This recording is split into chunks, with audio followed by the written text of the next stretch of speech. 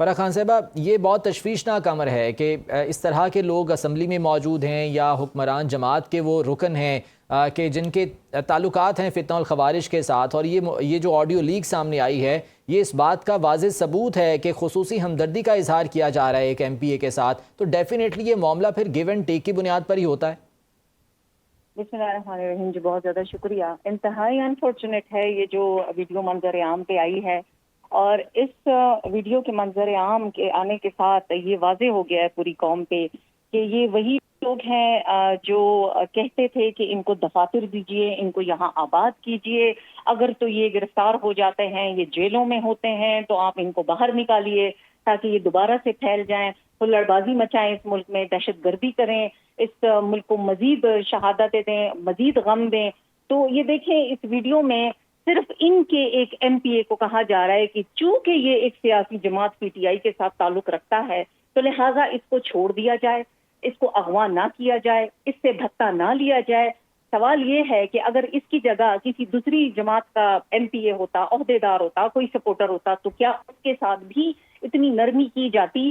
تو یہ واضح کر رہا ہے کہ یہ ان کے فیسیلیٹیٹرز ہیں، اس لیے یہ ان کے حق میں بار بار بات کرتے ہیں۔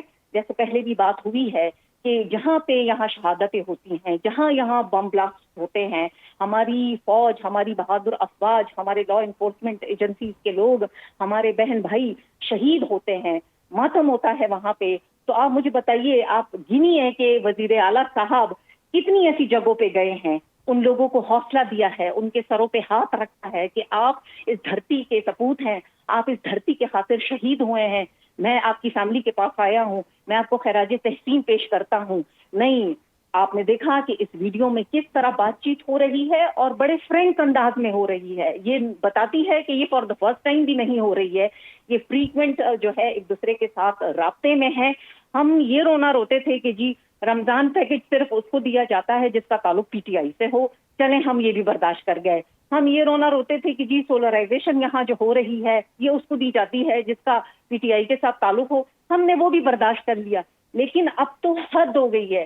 یہ ویڈیو بتا رہی ہے کہ اگر آپ کا تعلق پی ٹی آئی کے ساتھ ہے تو آپ اس ملک میں، اس صوبے میں جو ہے وہ سروائیو کر لیں گے، آپ کو فتنہ الخوارج جو ہے وہ جانے دے گا۔ لیکن اگر آپ ایک عام پاکستانی ہیں اور آپ کا تعلق کسی دوسری سیاسی جماعت سے ہے تو پھر سوال یہ ہوتا ہے کہ کیا اس چیک پوائنٹ پہ اس انسان کے ساتھ کیا عمل ہوتا؟ اسے اغوا کیا جاتا، اس سے بھتہ لیا جاتا؟ تو یہ ایک سینیریو، یہ ایک ماحول، ایک انوائرمنٹ انہوں نے کریٹ کیا ہوا ہے۔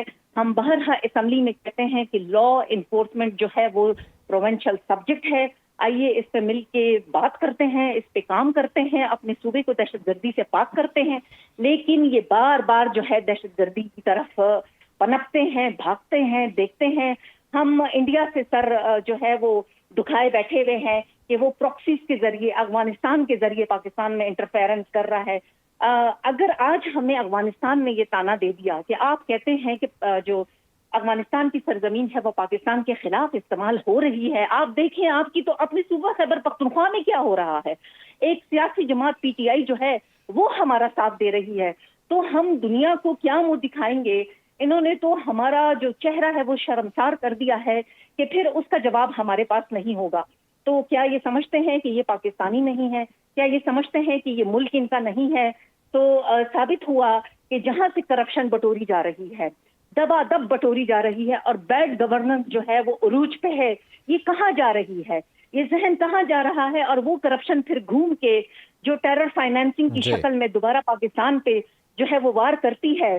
تو یہ ساری چیزیں عیاں ہو رہی ہے۔ اس وقت پوری قوم جو ہے وہ غم و غصے کا شکار ہے کیونکہ ان کا سب یقیناً کچھ جو ہے وہ ملک کے امن و برداشت کرنا۔ سلامتی کے حوالے سے سب کو ایک پیج پر ہونا بہت ضروری ہے۔ بہت شکریہ آپ کے وقت کا۔